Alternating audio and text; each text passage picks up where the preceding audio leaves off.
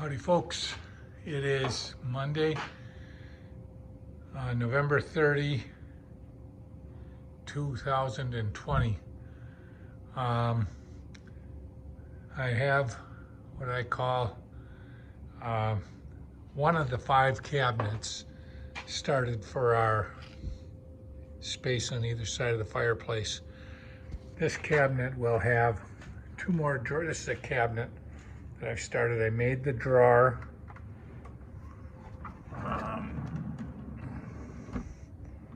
And what I did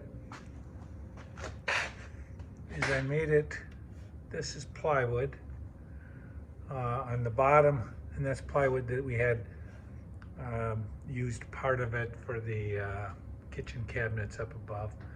This plywood on the bottom, which is the bottom of this, is 1/2-inch birch. And we had to buy that. That was like 50 bucks a sheet. I bought 2 sheets. Although with 1 sheet, the way we cut it, we'll be able to take care of 10 drawers. And I have 5 cabinets that'll have 2 to 3 drawers each.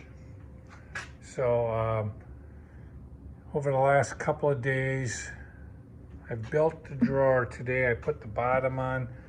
And this is plywood, so what we did is I took some of the leftover scraps of hard maple and I cut them into strips and just lined the top so that you don't see the plywood of the plywood box. The side of this is also made of plywood. This is some of the maple that we had. This drawer took some adjusting, probably an hour's worth of time. Linda helped me. I had to, as close as I thought I had this thing made, I had to put some shims. You can see, like right there, I have a wood shim. There I have a bigger washer, and back there I do. But when I did that, now everything works good. It fits. I had to come out with double plywood to mount the drawer hardware on because the hinge that I have is gonna come over 1.5 inch clearance I needed. So I had to make these drawers smaller than I normally would for a cabinet this size, but I've been working to get the template down because I've got 4 more of these to do, and I couldn't be more happy with it, other than I see a little bit of a gap there, but I'll just use some putty.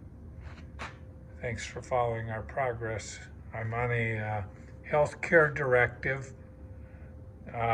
Linda told me I can only work 2 hours a day, and I have a feeling I'm at my 2-hour mark because she came down and she's sitting in a chair waiting.